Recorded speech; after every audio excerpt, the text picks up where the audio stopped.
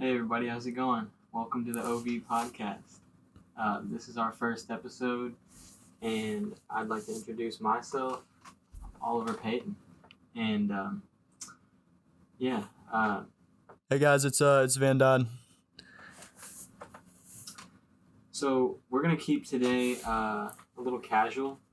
We're not sure what we're gonna be doing in the next episodes, but this is just the preliminary episode, so we're just kind of gonna start talking about one thing and then Just keep it nice and casual. Yeah, it's just today's gonna be like a broad discussion of a lot of topics that are going on today, and just overall big discussion. yeah. So I hope you guys enjoy it, and yeah, let's get right into it. All right. So as we've been talking about over the phone, we've been talking about BLM a lot. Yeah. The Black Lives Matter movement. I'm sure you guys have all heard of that. Let's see. Where do you want to start?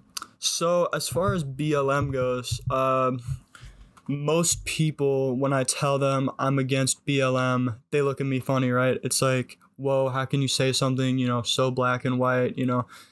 If you don't support BLM, you have to be racist or something's got to be wrong with you. Well, the way I like to explain it to people is BLM is separated into two different factions, right? There's BLM, the sentiment, which I'm 100% for. Of course, all Black Lives Matter and all lives matter. And, the sentiment I'm 100% for. Yeah. But there's a political agenda and an organization behind it that does things that I don't support and I think that are harmful for the black community. So that's who I don't support, and that's why I don't support Black Lives Matter, the organization. I was talking to somebody else today, and they mentioned taxes going to certain political campaigns or radical institutions. Yeah, so that's one of the things they do is they get a lot of big donations from celebrities, from big companies and stuff like that. And obviously it's good PR for them. Yeah. So, and then they take this money, they give it to more radical candidates or people who will do things to support the radical left agenda, unfortunately. So that's more of what I have a problem with. It's not so much that they want to advocate for black people. If they only did that, I would support them all the way, but it's definitely something a lot deeper, and it's definitely a politically driven agenda in a way that I don't think most people understand. Yeah, and I read somewhere that I think it was in Seattle. There was this march, and there was a building where people were let in, the protesters were let in, and then eventually some people, everybody eventually settled down and stuff, and there were some people that, one person went up in front of everybody and he said, I don't like how everybody is making this political. This is a movement for us, and then I see white people talking about us, or talking for us, and Yeah, there's definitely what the left likes to call white-splaining going on, where it's a lot of white people who say things like, this is how it is for people in the inner city, the hood, we know better, this is what we need to legislate for them.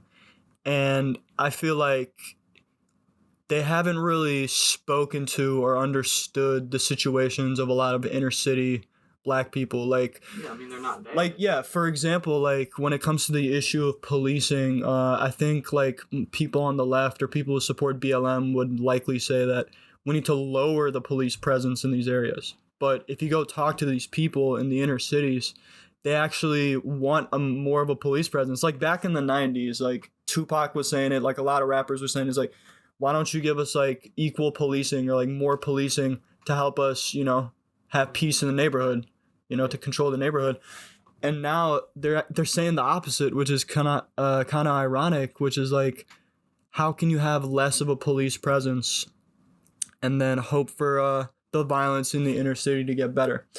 I don't know, I've seen a lot of videos and clips of people interviewing people in the inner city, and it's just they want the police there. It's they want their communities, safeguarded by the police. Mm-hmm. So that's definitely one of those things where it's definitely getting white-splained, or, just one of those arguments that doesn't really make a whole lot of sense coming from a BLM perspective. Yeah. That was a lot to take in. yeah, man, for sure. And like the thing is, when I tell people this, they're like, how does that make any sense? Like, the police are racist, right? They're just waiting for. It's like, no, like the people in these inner cities, like they are predominantly black, but they are committing a lot of crime. So the thing is, if somebody is committing a crime, the police are going to intervene. This is what a lot of people don't get about the police, is that they deal with the criminal elements. They don't deal with like regular, everyday people, peaceful people. Like, for example, if you're a black person who lives in the inner city and, you're innocent, you're not doing anything illegal, you're not associated with any gangs or anything, you're going to be just fine. The police don't want anything to do with you, or they can't have anything to do with you because you're not doing anything wrong. But the way they deal with the criminal element is what I think people see is like, they go in, they have to deal with criminals in the inner city, and a lot of times they resist arrest, they don't listen to the police, they do a lot of violent things. So it's just like they see that and they want to ascribe it to the black population at large, where the police are saying, no, we just have to deal with a violent criminal element, which I think isn't really being talked about. So, yeah, it's a legitimate fact that there's more crime in the inner cities, right? Yeah, like there's definitely more crime in the inner cities, and I think you'd be pretty remiss to say that there isn't. Like I've heard this argument where it's like black people and white people commit crime at the same rate, and it's just like, no, I'm sorry, that's just not true. Like, I'm sorry, it's just not true. Like, any statistic you look at, even if you bend it and twist it in the weirdest ways, you can never make it so that, white people and black people are committing the same amount of crime. It's just not true. Okay, so do you think like people that are wrongly jailed, do they just get wrongly jailed just because of no evidence, or are they like well, no, like in reality? Well, and this, I guess, yeah, going to the wrongly jailed, or the I'm innocent type of thing. I've heard this argument a lot where it's like there's just like innocent black people on death row or innocent black people in prison. Don't get me wrong, I think there's innocent people in prison everywhere in the world. Like, no justice system in the world is going to be perfect in getting everyone that was a criminal in prison, right? Yeah. It's just never going to happen. Like, yeah, OJ got away with it. Somebody who didn't do something might have been wrongly convicted. I think it's horrible. Whenever it happens, it's horrible. But unfortunately, it's just a reality we have to live with. Have you with watched an the imperfect Gabriel Hernandez, right? No, I haven't seen that. It's about this like two parents that wrongly abused, or well, of course wrongly abused. They abused. Yeah, that'd be pretty weird if it wasn't wrongly abused. Yeah, definitely abused a young kid, and it basically like physical, or oh yeah. So that they were like hitting him. Yeah, they like locked him in a. Oh wow. Yeah, they did very, very horrible stuff. It's kind of fucked up. It shows how four social services members that like had affiliations to the household, like didn't do anything about it. Yeah. So yeah, and I mean, of course they did get they got jailed, and I think one of them was on death row. For the abuse? I don't really know if that's like like they killed him, they put him on death row and they executed him. Like, he got the death penalty? One of the parents I think did, but their child Wait, died. Just for the abuse? They got the death penalty? Oh, I didn't even, like, as far as my understanding of the justice system, I never thought you could get the death penalty for just simply abuse, but I might be wrong. I haven't done enough research, but I don't. Yeah, you guys should definitely go fact check that. I don't think it's necessarily true. I think there's definitely more to it if you got the death penalty, but yeah, you guys can definitely go research that on your own. Yeah, but the whole documentary outlined the stuff that's wrong with the child protective system. Yeah, like so many things were overlooked and people were put on trial for that. Yeah, I mean, Just simple things can be overlooked, and you never know what's going to happen to somebody right next to you. yeah. I mean, yeah, there are definitely cases like that, and it's horrible. I think any case where, a parent is abusing their child, it's terrible. But yeah, but I guess, pivoting back to what we were talking about earlier with, criminal justice and how it has to do with race. A lot of people like to say because, most criminals that are in prison today There's something wrong.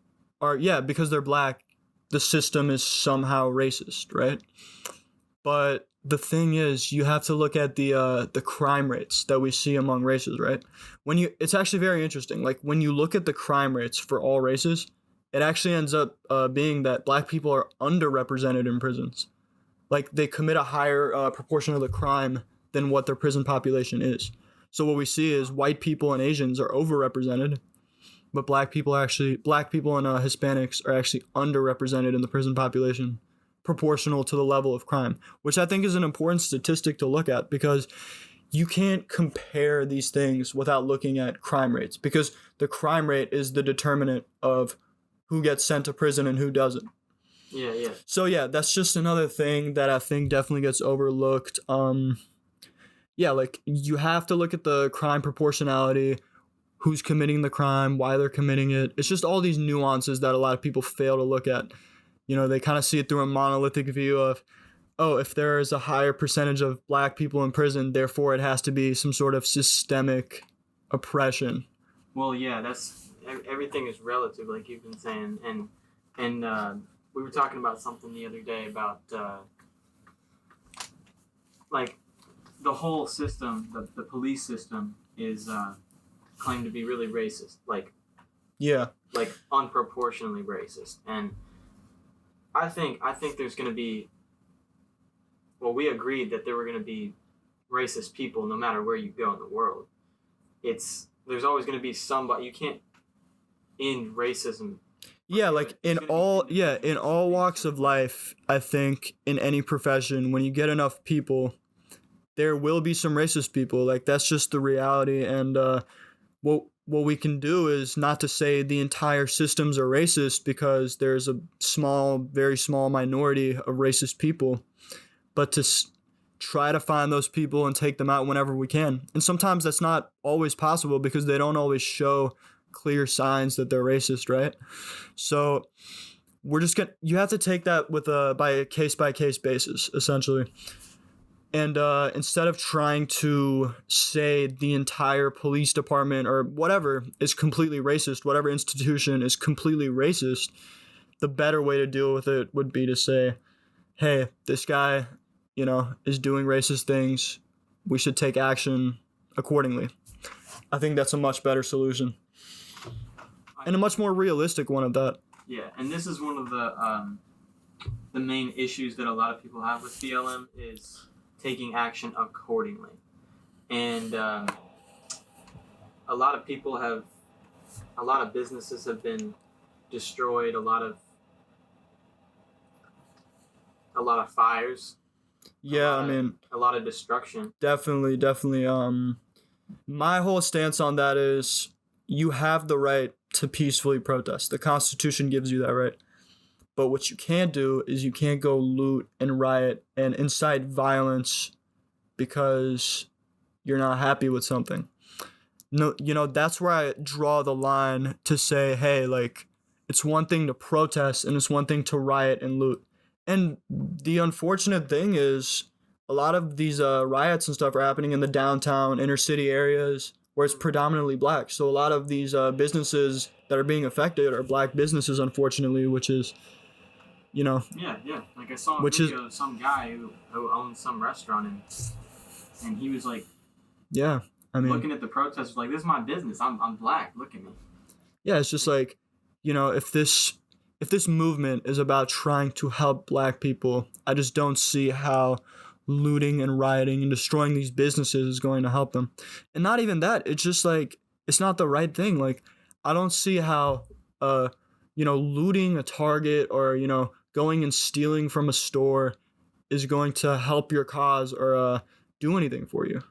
I think it's counterproductive. I think it divides us. And I think that if you defend it, you're just being dishonest. Because if it were any other group of people, for example, you'd be saying, hey, that's not right, or this isn't the right way to go about it. You know, what I like to compare it to is the Civil Rights Act back in the 60s with Martin Luther King. You know, the way, and that was, in my opinion, real oppression, like real systemic racism against black people that they were fighting against, you know. And they said, hey, we're going to take a peaceful approach. We're going to do sit-ins. We're going to boycott the buses. We're going to do certain things through peaceful means. And look at how successful they were. They got the Civil Rights Act passed, and they did it all by peacefully assembling, marching on Washington, marching throughout the South, boycotting, just doing things like that. And I really think that's the approach that should be taken if you really believe that there's oppression, right? If you really believe that the system is messed up, that's how you should go about fixing it, right? You have a beautiful template laid out by Martin Luther King and all them. So yeah, that's what I think should be done if you really believe that there's systemic oppression, which for the record, I don't believe. But if you do, I think that's the way you should go about it instead of rioting and looting. Yeah. Well said.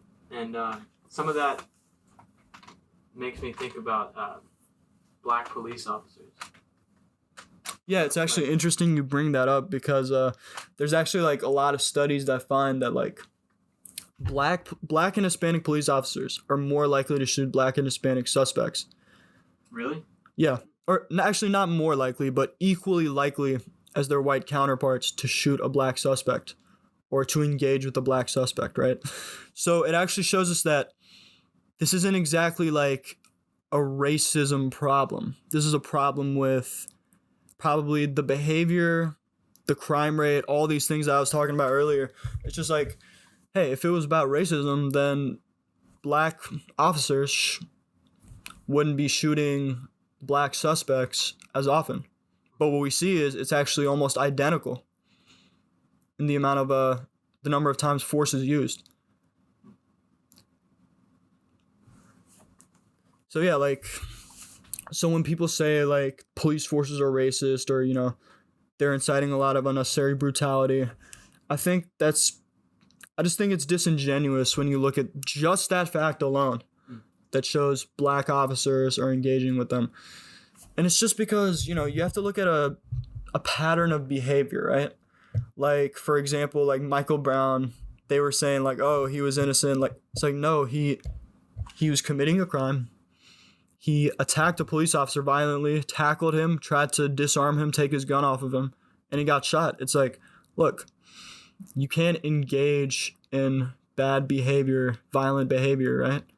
Yeah. And expect the police to be completely, you can't expect them to do nothing. Like, they must act on that because you're acting out violently. And that's the common thing we see a lot is non-compliance, doing violent things in front of police, not listening, just resisting arrest, just things that are like reaching to grab something, which is most likely a weapon, right?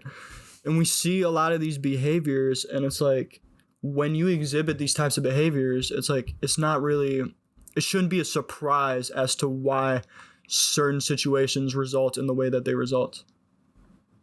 Yeah. Because what a lot of people don't understand is these police officers, there have been so many cases where they didn't act, or like they tried to give someone the benefit of the doubt when they resisted arrest or whatever, and it actually ended up with them being shot or killed, unfortunately. Yeah.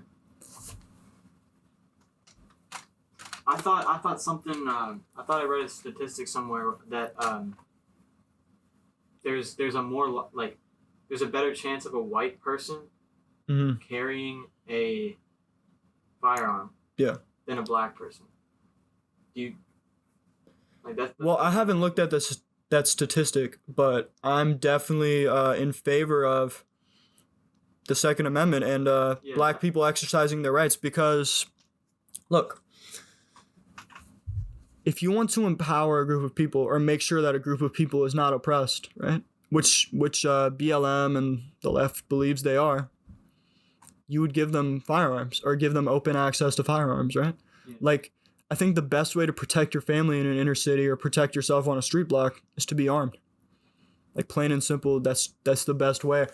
And what we see a lot of times, unfortunately, is in these big cities or these Democrat-run states, it's very difficult for especially poor people in the inner cities to go and acquire a firearm to protect themselves. So I think if you want to really empower and hold people accountable, the criminals and the criminal elements in the inner city accountable, give the good people in the inner city open access to firearms. Don't restrict them, and encourage it. Wow. Wow. Okay. Yeah, we could talk all day about the Second Amendment and the statistics behind it and why gun ownership is a net good. And yeah, I could talk about that all day, but obviously we'll save that for another episode. yeah, I could go on all day about that one. About Thomas Jefferson wanting everybody to have semi-automatic weapons. I mean, yeah, like, not to go on too far of a tangent, but like people argue and say like, oh, the founding fathers only wanted you to have a musket. It's like, no, they did want you to have semi-automatic firearms. They probably wanted you to have more, because the reason the Second Amendment was set up was for the people at large, the citizens, to defend themselves against all threats, foreign and domestic. So that could be a tyrannical government. It could be a foreign government coming in to invade. It could be a robber or, a criminal coming into your house wanting to do you harm. It could be anything. And the thing is, what we see as a generality is that where concealed carry rates are higher, crime rates are generally lower. And actually, like, another interesting statistic is that concealed carry holders are actually less likely than police officers to commit a crime.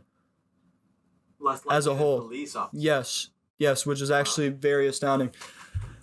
Which I think just goes to show that, like, these people are responsible, they care about their safety, and they hold people accountable. Like, these criminals, think about it. If you're a criminal and you know that, let's say, even 30% of the population, concealed carries or owns firearms, or like a high percentage of the population owns firearms in the household, you're less likely to do something, or you're less likely to engage in some sort of behavior. Yeah. Like, yeah, there's this, I guess the last thing I have to say about this is there was a TV show I was watching. It's called Shameless. I'm sure some of you guys have seen it, but hey, they were promotion. December 6th at 9, the new season. Yeah. Make sure you guys watch it. It's a great show. But anyways, so it takes place in Chicago, right? And we know, like, Chicago is this place where, like, they have insane gun laws and nobody can get a gun and there's a high amount of crime and everything. Yeah. And I'll never forget, like, two people were, like, trying to, like, sneak into Mexico, and they go to Texas, right? Where it's, like, less gun restrictions, less gun laws. And they're trying to rob somewhere, and then they realize, hey, we're in Texas. Like, everyone owns a gun. Like, how are we going to do it? Like, but obviously it's a TV show, and it's definitely fiction, but that's actually how criminals think. They think, like, hey, like, we're in a place that there are a lot of gun owners. I want a soft target. So the odds of me going in and somebody having a concealed carry or a gun in the household is high. So I don't want to try to engage or, like, risk my life or my health, to do something, because criminals are doing crimes of opportunity, which is essentially what they're doing. Mm-hmm. But yeah, that's my little spiel on two-way and gun rights. Yeah, for sure. Definitely don't go into somebody's house trying to take their jewelry when they got 5 guns. Yeah, and just a heads up, proud gun owner. So if you guys want to come over and do anything, I welcome it. So come on over. I got no comment. I don't want to look like a soft target. Exactly. Anyways, though, I keep thinking about that non-white police officer thing. It kind of reminded me of, well, not reminded me, like just connected to trying to rebel from the inside. Do you think there's any of that? Like, do you think people just do their job, or do you think they try to change the system by being a part of the system? Like you said, blacks and Hispanics are at an equal chance of being shot by Black and Hispanic police officers than by a white officer. a white Yeah. officer. Yeah. So I guess your question is, I guess can you like rephrase that for me because it was a little. Like if you're do you think a Black police officer would be in favor of BLM? Because I feel like that's a really Well, there's this guy on YouTube called The Officer Tatum. He's actually like a political commentator. He was a former police officer, and he has a lot to say about this. I recommend you guys check him out. He has a lot of interesting videos on this topic. But he was a Black police officer in the force, and what he essentially his like main message was a lot of people misunderstand how policing works, right? And when he was in the Tucson Police Department, what he found was a lot of Black people thought, police were interacting with them or pulling them over or, apprehending them for some sort of like racist, nefarious reason. Oklahoma, But yeah, and he would be like the Black people whisperer, right? And he'd come to the scene and be like, no, bro, like you did this. This is why they had to apprehend you, or this is why they gave you a ticket or whatever the case may be. And he actually says that he actually like confirms what I said earlier about police dealing with the criminal element. And that's what they're concerned with, right? And if that happens to be a majority of Black people, majority of people in inner cities, then that's what it is because, yeah. And again, like I said before, they deal with the criminal element, and I think policing is definitely misunderstood. Like a lot of people don't understand how police officers and the police force truly works in terms of they expect perfection, right? But you're never going to be able to get that because we're humans. We act out in the moment. Yeah. And I'm not even saying that to say that they do the wrong thing. I think 99.9% of the time, police officers actually end up doing the right thing. Yeah, They act in the correct way. But what, like, I guess one example would be people don't understand, like, well, why didn't you shoot him in the leg? Why didn't you use non-lethal force? But what people don't understand is if you've ever been to a gun range, especially with a handgun, it's very difficult to shoot at a small target in the legs that's moving. What you're trained to do is shoot center mass at a target and try to increase your hit probability because your job is to end the threat. If you shoot them in the leg or somewhere else, the threat may not be over. Yeah. And the chances of you hitting are extremely low, especially in a high pressure situation.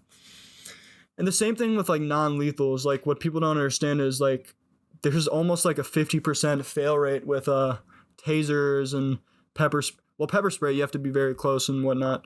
But like stuff like tasers and stuff like they can get caught on clothes, they malfunction, they don't work. Bro, if you often like a crackhead charging at you, it's like a 99%. Yeah. Yeah, exactly. Like, and there are people on drugs and they're going through some excited delirium. Like they're not gonna stop. Like you're gonna have to use some sort of lethal force, and oftentimes the other person also has like some sort of lethal force against you. So I think like a lot of people misunderstand those things. And going back to your question of would Black people support the BLM movement? I think most Black officers don't because they understand how the force works. They're in the force and they know that it's not systemically racist or that they're doing anything wrong. But it's just like the civilian aspect of it. The civilians just misunderstand the police force at large. Okay, that's interesting. It's just everybody's just trying to do their job. Yeah. And recently people are getting a little bit more on edge. Like you brought up a couple days ago how people are less likely now to arrest people. Yeah. I mean, if you think about it, if you were an officer and yeah, so what we were talking about was basically like if you're a Black suspect and you do something like small crime or you're speeding or whatever, I think if you're a Black person, and I know this is going to trigger a lot of people because this is going to sound shocking to them, but you're probably more likely to get off, to be honest, because, and the reason being, like there's a good reason, is because, think about it, in today's climate, the officer and the department really don't want to risk some sort of major PR battle and like, civil unrest because of some shit about speeding. Yeah, because it's just like, I don't want to be under fire, get death threats, just be under fire for doing the right thing or enforcing the law. So it's not worth it to me to enforce the law against a black person, because the chances that something bad may happen or some sort of bad repercussion will happen is going to happen. Like with a white suspect, it's like you can enforce the law equally, because there's not going to be any backlash for doing your job or enforcing the law. And like there have been a lot of officers that have come out and said, or just in actions, like the way they act, it shows that oftentimes like they're more hesitant to use any type of force against a black suspect because of that very reason. And do you say the times they do, are they like mass blown up by the media? Oh, of course. Like, look, almost every single major case of police use of force was justified. Like, it's just, it has been. Like, I think George Floyd was definitely an overstep. I think George Floyd was definitely like too much. But the Michael Browns, the guy in, what was it, Kenosha, or the Wisconsin case? Jacob Blake was completely justified. Most of these cases are actually 100% justified, but the way the media frames it is that these cops were racist, right? Or the black guys were just innocent, where no, they were doing something criminal. They resisted arrest oftentimes. They were acting out violently. And it's like, that's a recipe for disaster. Yeah. I mean, like, there was a case in Philadelphia not long ago. It was, like, right before the election, where there was a black guy, like, in the neighborhood, and he had, like, a knife out, and he was called, because I don't know what he was doing. He was doing something wrong, but the police were called, and he had a knife out, and he was, like, charging towards police, and the police were, like, backing away, giving him an opportunity to cool down. His like, family was over there, like, stop what you're doing. Don't do what you're doing. And they were backing up. They gave him a chance to, like, hey, don't charge at us with a knife, man. And it's like they ended up shooting him because he was a violent person. And if they didn't, could have been a bad day for the police or any other bystanders around, because he was clearly unhinged. Yeah. And yes, like, I think that anytime someone dies, it's definitely tragic and it's a horrible thing. But again, it's an unfortunate reality we have to live in, is some people are going to be violent. Some people are going to do things that put people in jeopardy, and some lethal force has to be used. And it's justified. Yeah, I mean, I don't think there's a lot of time where someone will just pull somebody over just because they're black. Like, well, I think that that's the thing. I think that's a myth. It's like, look, they're not just pulling you over or apprehending you or giving you a ticket because you're black. Like, I've seen that the reason people believe that is because the media and the mainstream wants you to believe that. Think about it. Their message is cops are racist, right? So if a white cop, or just a cop in general, pulls over a black guy, and 99.9% of the time they were actually doing something wrong. And think about it. There's animosity between the person getting the ticket because they think the cop is racist. They have a preconceived notion that this whole department is racist against them. So the way they act is like they don't have respect. They don't treat the cop like a human being. And it's just like, look, there's no respect because the media and the mainstream keep perpetuating this idea that you're getting pulled over, or like the only reason that they pulled you over was because you're black. It's like, no, they pulled you over for a reason. And I think the best way is to, like, have respect on both sides. Be like, hey, officer, did I do something wrong? And like, just have a discussion. And if you truly think you didn't do anything wrong, what you do is you comply. You take the ticket, and then you go make an appeal, or you file a complaint afterwards. Yeah. Like I had a speeding ticket, and this was it's just one of those random things where a cop just picks someone out of the blue. Yeah. And I could have been black, I could have been Hispanic, I could have been white, which I was. Yeah.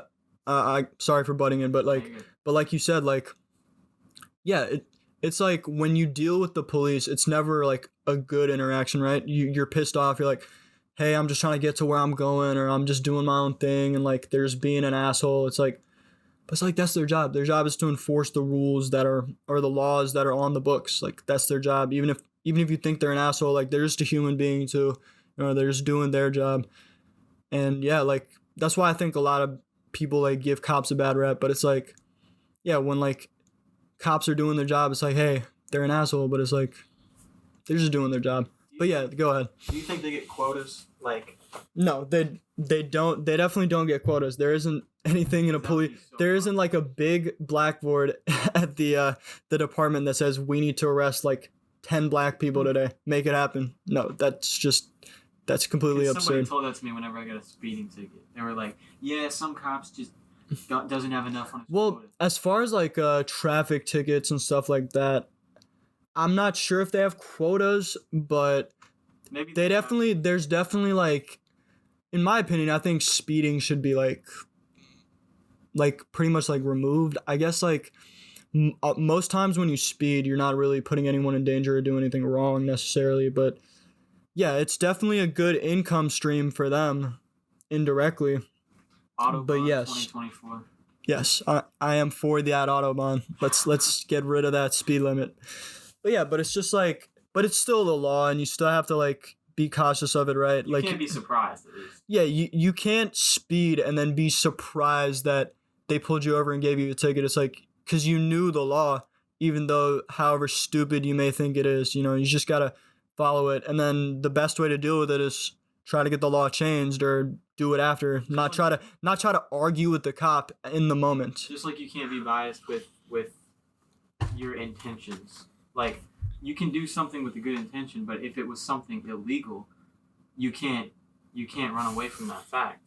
And that's why some people have some preconceived notions, because they feel like something shouldn't be against the law, but it is. And their refusal for that fact is not going to let them see that the cops are really doing their job. Yeah, exactly. Yeah, I agree with you.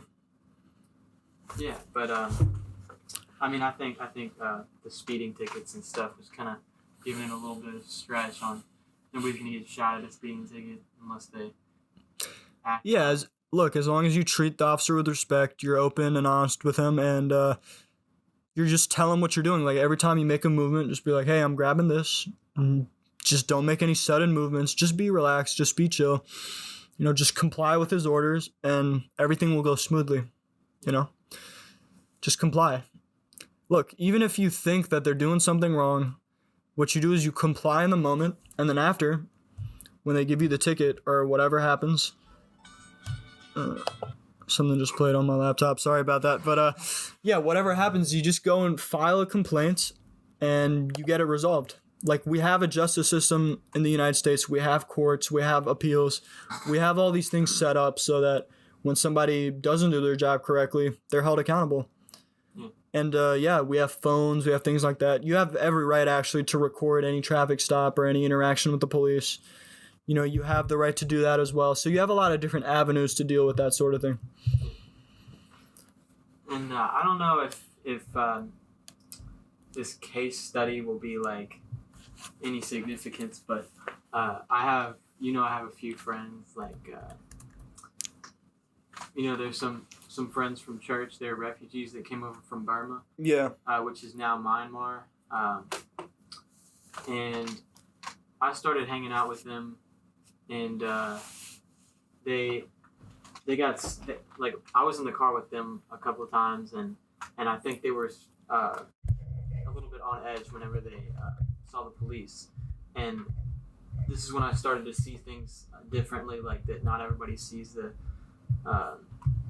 not everybody perceives different colors the same, and I was one white person driving 3 Asian people, and they said to me, "Oh, it's okay, we're not going to get in trouble because nobody's going to pull us over because Oliver's in the car."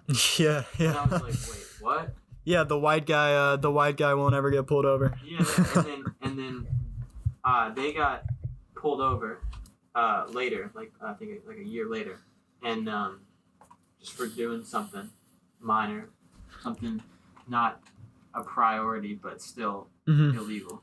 And not going to say any names or any actions, but they got let off the hook, and that happened twice.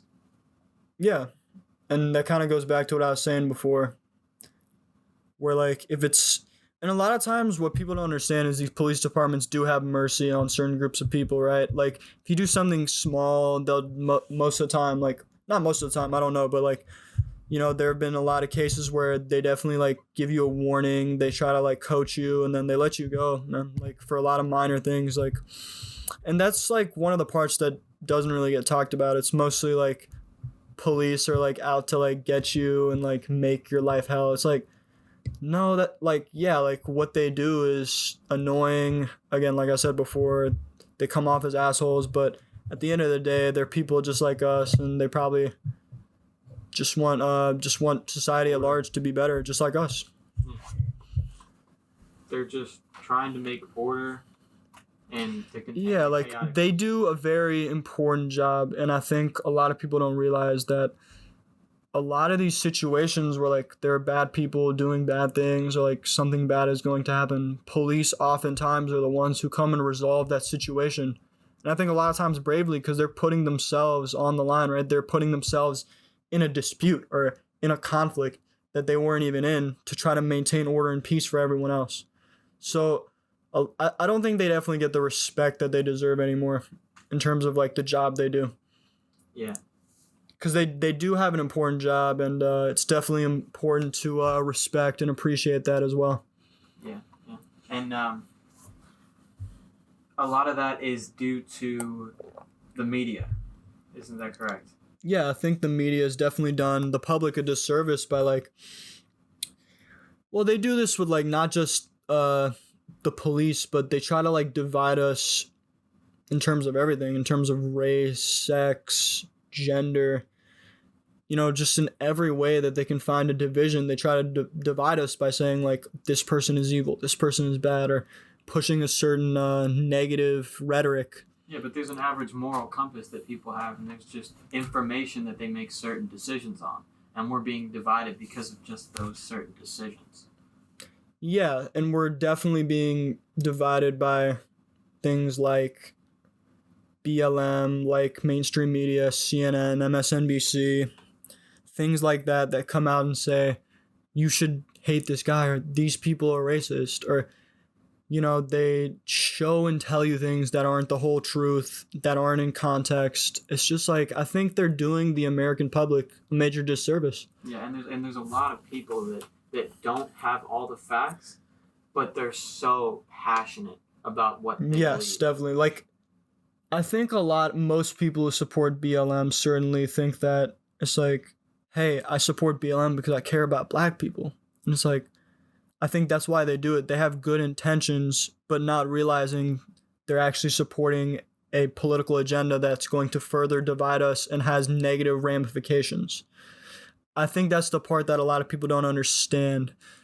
I've definitely had a lot of people that have come, like, ask me, it's like, you don't support BLM, man? Like, does that mean you hate black people? And it's like, no, I love people of all races. I want people of all races to be prosperous, but I can't support the political and divisive agenda that they have, which is what they're doing. They're an organization at the end of the day.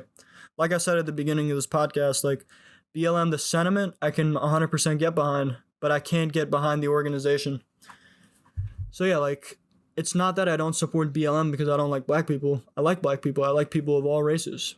But it's more so that I have there are certain facts, statistics, and contextual things that I take into account in a certain way that I believe we can reach the equality that isn't what they believe, which they probably think I'm like a hateful person for, but again. Yeah, but for your reasons, there's got to be black people who don't support BLM. Oh yeah, there's definitely a ton. Yeah, there's definitely a lot of black people who don't support BLM. I think they're afraid to say it a lot of times because they're afraid they're gonna get backlash. Yeah.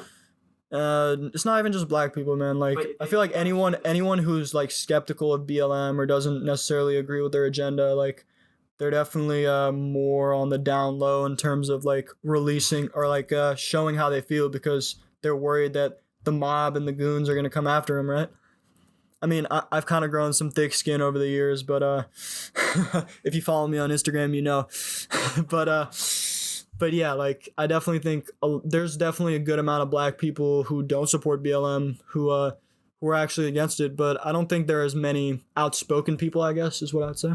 Yeah, you've definitely looked into this a little bit more than I have, but I would say that there are some like Trump supporters, as some would call them, because they have some very Southern or Christian or Republican views, and the views that they have about BLM would sometimes be shared with black people who don't support BLM as well. Like, as you said, it's just anybody can think this way, and I think social media has kind of silenced them. I think cancel culture is really toxic, and I think a lot of people don't have the full picture. Yeah, like that's another big thing is I guess like just like you said, the thing with cancel culture and the left trying to shut down anyone who goes against what they're trying to say. It's just an avoidance of the argument. Yeah, it's just look, if somebody this is what tyrants do. This is what the Mussolinis, the Hitlers, the Stalins of the world do. They come and shut down their opponent whenever they try to speak out. And it's just like, look, if you have a better argument, shouldn't you allow that speech and then just deconstruct it, right? If you have a better argument, you just make the better argument and people will believe you. There's no need to try to cancel or suppress the other side, right? Yeah. And anyone listening to this podcast who disagrees with what I say, I challenge you to just do your own research, to listen to people who might not agree with you. You know, just listen, just hear them out, right? Look, you might not agree with them, but you're definitely going to get some more perspective. You're going to, you know, enrich yourself by listening to both sides and hearing what both sides have to say. So yeah, I definitely think the way we bring ourselves together and get rid of this divide is by more speech, not less speech. Yeah, I'm not even gonna lie. I was a little skeptical about what you were saying when we started talking about this idea for the podcast. Yeah. And if it wasn't for that, if it had to take a little bit of time for us to have a few conversations before I was really ready to, because I consider myself left leaning, but I'm not really as knowledgeable about all the facts and the relations that I would. Well, yeah, like I definitely like commend you for doing this, for starting this podcast with me because, like you said, you're definitely putting yourself out there, right? Like a lot of people might scrutinize you, might think that you're a racist or you're a bad person. Will all the time. You can't. Yeah, exactly. Like you can't be afraid of what other people will think because if that's how the world worked, we'd be living in a very different world today. It's like you have to like speak your voice, advocate for what you believe, and don't feel ashamed or don't feel pressured by other people to say what you want to say or believe what you want to believe. Yeah. And the best thing is just to like challenge them with ideas and like have discussions with them. I think that's the best way to go about it. Yeah. And I think Ben Shapiro and Jordan Peterson are really good at this because I haven't talked to Jordan Peterson, but I've listened to him. Yeah. And he said that one of the hardest things about doing what he does is that so many people hate him. Yeah. Like he got one of his most famous clips was talking about personal pronoun identification. He doesn't think that language should be defined in law enforcement. Yeah, like there shouldn't be a legal classification for people who want to change their sex. Like from a legal perspective, your sex should be your chromosomal biology or the sex you were born with, essentially. Yeah, and people are seeing these like. And that's I think that's definitely like a rational argument. I think it's definitely reasonable. Yeah, but anybody who respects somebody else would still call them by their preferred name. Like if you were having dinner with somebody. Yeah, like Ben Shapiro has definitely said this before when it comes to transgenders. It's like if I'm having a private dinner with somebody or I'm talking to somebody, right? And we're having a friendly conversation, then yes, like I'll probably use whatever pronoun they want out of respect for them. But if you're going to ask me, are women men and are men women, I'm going to say no, because that is not true, right? Because we can't because if you concede that, then that enables, a legal argument in terms of like legally allowing people to switch and what the ramifications of that be. Look, personally, I'm more of a libertarian. I don't care like what you want to do when you're an adult. Like I think anyone who's 18 and over can do whatever they want or believe whatever they want, right? Have whatever surgery you want, call yourself whatever you want. But I think you can't force others to believe or say what you want them to say, right? You can't force others to like call you what you want them to be called. I think that's where there's definitely a conflict of interest. I think that principle is really important. And especially when it comes to like a lot of like things like competition or differences between males and females, because yes, there are differences between males and females. Like as much as people want to say there aren't, there definitely are. Not just physically, but mentally, I'd say like most of the time, like the way men think are a lot different from the way women think. And I think that's a beautiful thing. I think that's what makes women so unique and so great, is that they are different from men and they culture men in a way, and they're very caring, compared to men. And I think that's a great thing. Yeah. For the most part. But yeah, like, sorry for interrupting, but last thing here is when it comes to like a lot of things like these sports competitions and things like that, it's like it has a lot of ramifications. Like we've seen like these men that have transitioned to women and they go into like a female sport and they dominate, man. I was going to ask about that. They just fucking dominate. Like it's not even close. Like there's literally been cases of like male wrestlers that have transitioned to like female wrestling and they just dominate. It's not even close. And it's not even because they're skillful. It's just because they overpower and manhandle, so to speak, these women. And it's like, I don't think that's fair, and I don't think that's empowering women by allowing that. Yeah. Yeah, if Michael Jordan was transgender. Yeah, like if any NBA athlete was in the WNBA today, they'd be the best player. Hands down, they'd be the best player. Like you could take a bench warmer or like, a role player on an NBA team, put him on a WNBA team, and he's instantly their best player. And it's not even close. Like he'd probably average like 40 points a game, 10, 15 rebounds, 30 assists. Like his statistics would be off the charts. Like it would be insane. Like single-handedly, that team would win the championship every year. Wow. That's a lot of confidence. I mean, look. I mean, I'm not into sports as much as you are, but... I mean, yeah, like, you put LeBron on, like, the LA Sparks, they're winning the championship every year, all the way up until he's, like, 50 years old. But that's just the thing. Like, men and women are physically different. It's just a completely different sport. Even people like Serena Williams have come out and said, like, the men's sport is completely different, right? The men's sport is just different. Like, we want to have our thing, they have their thing, and it should just be divided. And based on your chromosomal biology or the sex you were born with. Yeah, I mean, scientifically, women think differently than men. Women have more of a all-around form of thinking that everything connects, and one thing happening will trigger them thinking about all these different things, and then men will just be focused on just tunnel vision. Exactly. Thing, not focused about the consequences. Exactly. But yeah. Is there anything else you want to talk about?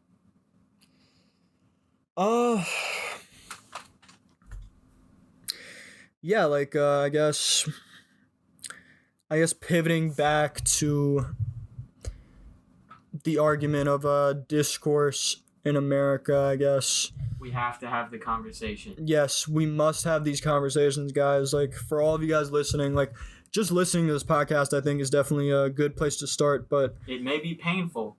But at least, yes. At least it exists. Yes, it definitely exists, and I think the way we're gonna bridge this divide in this country is by having these discussions, having these conversations, being honest with ourselves, and looking at the facts and the statistics and the logical arguments. Right? Like I think that's the way we need to look at each other, and not call each other stupid, not look at the other side like they're racist or they're bad. Just treat other people how you want to be treated. The golden rule, man. And I think just by doing that, that's going to go a long way in bridging this divide. Because right now we are divided. Yeah. I mean, we're not even more divided than we have been. We're a little bit less divided. Like, of course, the media is going to blow things out of proportion. Yeah, if you listen to the media and the mainstream, you'll definitely think this is the worst division we've ever had. But the thing is, like, did you guys forget about the 60s, the Civil War? Like, there were a lot of times where we were divided before, like much more divided, and we've come out stronger. And I think we can do it now. I truly believe that. But again, it starts with loving your fellow American, trusting your fellow American, and having these types of discussions. And just look stuff up. Yeah, and just challenge yourself. Don't think that everything you know has to be right. Just challenge yourself. I do this every day, like literally every day. I challenge myself. It's like, hey, what if I'm wrong? And I like try to challenge my way of thinking and try to like look at both sides with perspective. Right. I'm definitely biased. I'm not gonna lie. Everybody has their bias. Everyone has a certain amount of confirmation bias where they definitely search for things that are gonna more confirm what they believe. But I just challenge you guys to do some research on your own. Listen to people you don't agree with, and challenge your beliefs. That's what happened to me, man. Like, I think it was like my sophomore, junior high school. Like, I was more of a leftist, more of a liberal. Like, I believed a lot of those things, but I challenged myself. I did a lot of research. I did a lot of like digging, and I actually found out I actually don't agree with a lot of those things. And a lot of the facts and the statistics that I looked at, a lot of the moral arguments, the logical arguments, actually ended up being something that I was against. Yeah. When I dug deeper. And I think that's a beautiful thing. You know, like the phrase, the truth will set you free. I mean, that's definitely what happened to me. And I think it should be true for a lot of other people too. Yes. I think I'm struggling with this myself. I think I'm doing what you were doing in the sophomore year, a little bit later, sophomore year of college maybe. Yeah, I definitely took a popularity hit by doing that, but I don't regret that one bit because I think knowledge is power, and I think that knowing the truth and believing what I want to believe on my own terms is much more powerful than any amount of friends or any amount of popularity could give me. I mean, popularity is social media, and social media is, at its foundation, a lie. Yeah, and it's controlled by the left. Right. You're right. And I read a statistic before this podcast saying that a significant amount of people said that they changed their opinion. More Democrats than Republicans changed their opinion due to something they read on social media. Yeah, like, and that's why these big tech companies want to get rid of the Ben Shapiros, want to get rid of like the more conservative side because it's against what they want to believe or the agenda that they want to push. So the way they get rid of it is not by having a good counter argument. The way they get rid of it is just taking them off the platform and suppressing them. You know, and labeling everything as hate speech. That's basically what they do. Is to talk about something that's true, something that's based in reality. Yeah. Hate speech is something based in feeling, and he says the renowned facts. The way I look at hate speech is, look, hate speech as a legal term just does not exist and should not exist. I think for most times and for most people, hate speech is just any speech that they don't like. Do you think it's a misconception sometimes that is unintentionally offensive? Like blatantly obvious hate is blatantly obvious hate. Yeah, like I think people can say hateful things, like mean things, racist things, and I'm against that. I don't think you should. Right. But I don't think it's the government's job to tell people what they can and can't say, because once you give them the right to regulate something, right, even if it's unpopular, then they can regulate anything. And a lot of times what people don't understand is a lot of unpopular opinions were in the minority. Like back like during before the Civil War, like back in the 1800s, saying you thought slaves should be free was probably an unpopular thing to say, right? So like, what if the government came and regulated that, or regulated any speech at all for that matter? I just think that it would, get rid of the democratic process we have now and hinder people from being able to like speak freely and express ideas. Like I said, the way to combat bad ideas is not with less speech, it's with more speech. Yes. I mean, that's how you combat it. It's fear of the unknown that can stop people from talking to each other. You don't know how the other person is going to react. But what's the worst that could happen? Yeah, like, here's the thing. A lot of people now are trying to attribute speech to violence. But the thing is, speech is just speech. The worst thing that can happen is you hear something you don't like. So, look, I think, again, like I've said before, the government has no business regulating what people can and can't say. And words are just words. And the way we're going to get past this political climate we're in now is if we're allowed to speak freely, quite frankly. Yes. The ability to have... And that's a beautiful thing. Like, a lot of people don't see it as like a beautiful thing, is our First Amendment right to free speech. Exactly. And it's the ultimate ability. Like, the government doesn't regulate anything, you say, which is a great thing. It's a beautiful thing. And a lot of people are taking that for granted now, I think. You can just cuss out a cop if you want to, right? Yeah, you can say, like, don't get me wrong, I don't think you should say racist and mean things. Obviously, I think you should respect everyone and treat them with respect. But I think that just being able to say what you want to say is a great thing, and something that we should keep, something that should be in our core values as Americans. Yeah. Well, that kind of sums up kind of the purpose of this whole podcast. Well, hold on. Before we end it, I guess I want to talk about one thing that we didn't really get to touch on, but was the idea of white privilege and kind of your perspective. Here we go. Your perspective on white privilege, being a white person in America, with the situation that you're in uniquely. Yeah. Well, as you might be able to hear, I'm white, and he is white. I'm definitely looking at him right now, and he is white. Yeah. And we are here in Louisville, Kentucky, and Louisville is a really diverse city. I went to a high school that was predominantly nothing. It was a mix of all races, and I didn't really personally experience any racism. I didn't, like, of course, some people might have said some stuff because of my being white, but I didn't see any overtly racist things said to black people in my life. I mean, I grew up in the suburbs, but that doesn't mean I didn't visit the inner city. Like, we went to a middle school in the inner city. Yeah. And Mazik Middle School, shout out. yeah, shout out Mazik. Yeah. And I mean, we've played basketball with people. We've learned alongside everybody.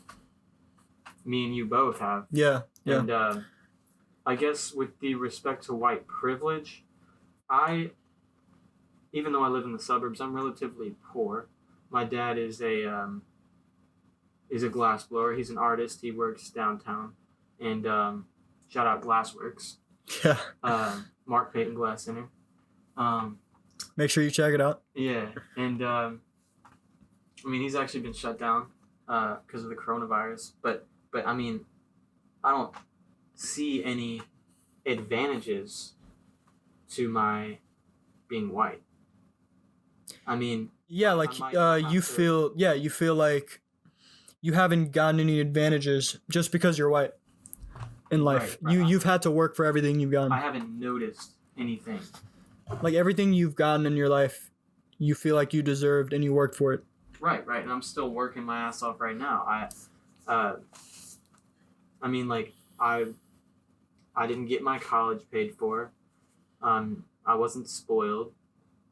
There are people like that, Yeah. but I don't think it has anything to do with And I don't think race. there's anything wrong with that, but Yeah, but yeah, there I think you've had a lot of unique struggles that a lot of white people actually in America go through, but it's kind of like brushed under the rug. People usually think like, "Oh, you're a white guy, you have an easy life. Your parents just get you a job and like they just provide everything for you and you don't really have to work for anything."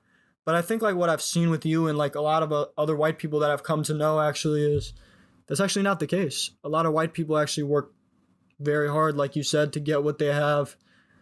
Everything they have in life they deserve, and they didn't really receive their white privilege. Yeah. I mean, I see white. Uh, I mean, I do have an advantage that maybe can be considered white, but it's the fact that I grew up in a church. I was raised in a church, and Yeah. and that doesn't have anything to do with being white, but a lot of white people happen to be Christian, of the Christianity denomination, and I see that as an advantage because I didn't have to seek out a supportive organization to be You to had raise that me. social fabric to help raise you and to Yeah, help yeah. guide you, I didn't and that was a privilege, right? yeah, but it had more to do with the people my parents knew and the people my grandparents knew. Yeah, the community that surrounded you. Yeah, but my great grandfather was a pastor, and he was dirt poor. Like he didn't have anything. He had to I think he had to preach somewhere that was an hour away, and there were like 7 kids living under him, and yeah, I mean we're just typical people that don't have advantages but work so that we can have advantages, and I don't see anything different that isn't available to any other race that will prevent them from doing the same thing. Yeah, the way I guess I would describe privilege is not so much in terms of just the color of your skin, but rather certain things that you had. For example, having a two-parent household is a privilege, in my opinion. Like you said, being a part of a church or having a community fabric around you to help Well, support you. Yeah, I do have a That was definitely, I think, a privilege for you. You had a privilege of having a loving family. Not everyone had. You had the privilege of, you know, being around good people in your life. Like these are certain things that I think people have privileges. And don't get me wrong, I think if you come from a rich family, that's definitely a privilege too. But I think privilege comes more so from your the situation you're in and the circumstances that the people before you had, and like the things that you were given, not necessarily monetarily always. I think, for example, I think just because you have money, I think it's more important to have two loving parents and a community fabric around you. But it's just certain things that give you privilege, not necessarily the color of your skin. right. Because you could be a black person and you could have all the privileges, right? I think if you're LeBron James's kids, like you definitely have more privilege than me or Oliver, 99% of other Americans, in my opinion. Yeah.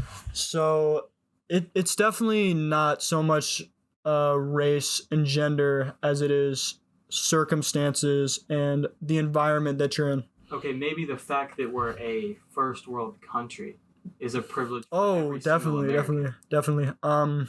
Everything is relative. Of course, I mean, of somebody course. that's homeless in America is way better off than someone who's homeless in. Yeah, just think about the rights you have in America, man. Like we're privileged to have a Bill of Rights that grants us all these beautiful freedoms. And my family comes from Iran, and back in Iran, a lot of people don't have those rights. A lot of those rights are suppressed, or they just flat out don't exist. So, it's just we have privilege being in the United States and not being in a place like Iran where they suppress freedom of speech, freedom of religion, freedom of assembly, all different types of freedoms, man. Like we just need to be grateful we're here, and just be thankful for the rights and privileges we have just for being an American citizen. Yeah. And I think that's a very important thing to have. Yeah, and it's easy to get lost in the little details, but routinely practicing gratitude is really good for your mental health. Of course. Like it doesn't get you lost in the stuff that doesn't highlight the fact that you're here today, the fact that you're comfortable relatively than a lot of other people. Exactly. You have food. You have shelter, hopefully. Yeah. A lot of people don't. Like, I think the worst possible situation you could be in America is much better than the worst possible situation you could be in a lot of other countries around the world. Yeah. I mean, thankfully in this country we have a social fabric that helps homeless people and poor people, like soup kitchens and things like that. Mm-hmm. Things that, you're never really going to starve in America. Yeah, you can even take advantage of stuff like that. Yeah, you can even take advantage of the system. That's the thing. Another example, Frank from Shameless. Yeah, you should. Anyone who hasn't seen that show, I think they should watch it, because it definitely gives you a lot of perspective in terms of like poor people versus rich people. But yeah. I mean, it's just you have to have perspective, man. Everything is about the perspective. Yeah. And I think everything happens for a reason. I mean, there's a lot of things that are extremely out of line. Coming back to like police brutality. There's a lot of unfair stuff, but I think those are mostly shown by the media and highlighted. I think the police encounters that do go right are never highlighted. I mean, think about it. Like, the media's job is to like get as many people watching, right? And the way they're doing that now is by saying or appealing to a certain audience, right? Because you have to create crisis to generate like interest in something. Yeah. Which is unfortunate. I think the media should be more fair, but at the same time, we have to understand they have their own motives and they have their own, their own reasons for doing what they do. Yeah. And the people that are really sucked into what the media says don't really pay attention to the diction and the connotation that the media uses to subtly. Yeah, I think the one of the worst parts about the media today is when news networks and places like CNN say that they're an unbiased news source, but then they're actually completely biased in the way they report, and they omit facts, and they cover things from only one side. So I think that's very dangerous to come off and say like you're unbiased and then actually be very biased. So I don't know. I think that's hurting discourse. I think that's not good. I think they're doing a disservice to the American people. And yeah, I just think that's not the right thing to do. Yeah. Another thing about white privilege that I was kind of uncomfortable with was the fact that I've watched so many people be condemned for what they say, that sometimes throughout the years I felt that I didn't have the place to talk about things like Black Lives Matter, which led to the hesitancy that I had and the reluctance to do this podcast, as we said. And I'm starting to get over that. But it's everybody has empathy towards other people. It's just the facts that they have are what determine what they believe. That determines what they believe. Like, do you know what I'm saying? Yeah, I know what you're saying, man. I feel you. Yeah, but I don't know. I just feel like white people didn't have a voice before Trump. Yeah, I think there's definitely a lot of shutting down white people because they're white. You're not allowed to have an opinion if you're white. Yeah. It's basically like, it's the oppression Olympics, right? It's like whoever's the most marginalized, oppressed group has the most say in what's right and what's wrong, or like what we should do or what we shouldn't do, which I think is very dangerous, actually, in terms of like shutting down a major part of the population and shutting down a lot of voices. I mean, look, I think everyone's opinion should be heard. Just because you're not from a certain race or a certain ethnicity doesn't mean you don't get to have an opinion, doesn't mean you don't get to present the facts, doesn't mean that you don't get a voice. Right. I think that's a very basic thing. And that's kind of been like a lot of leaning Democrats are being sucked in, by the media. Yeah. Like a lot of people that are moderate, that kind of respect both sides, and they're getting their stuff from the media, their information from like mass media, like CNN. Yeah. Even being on Twitter, honestly. Yeah. I mean, even social media platforms. It's not even just the mainstream media anymore, which is dangerous because we use social media so much today, and the people who are in charge of social media essentially control the type of rhetoric that's online and what we can and can't see. Right. It's crazy. But yeah. I mean, yeah, man, we had a great discussion. I want to thank you guys for tuning in to the first episode of the OV podcast, hopefully first of many. And yeah, if you guys just want to hear interesting conversations between two dudes, I mean, you guys should just tune in. It's going to be a wild ride. Don't be shy. Yeah, I mean, once again, thank you guys for tuning in, and we'll see you next time.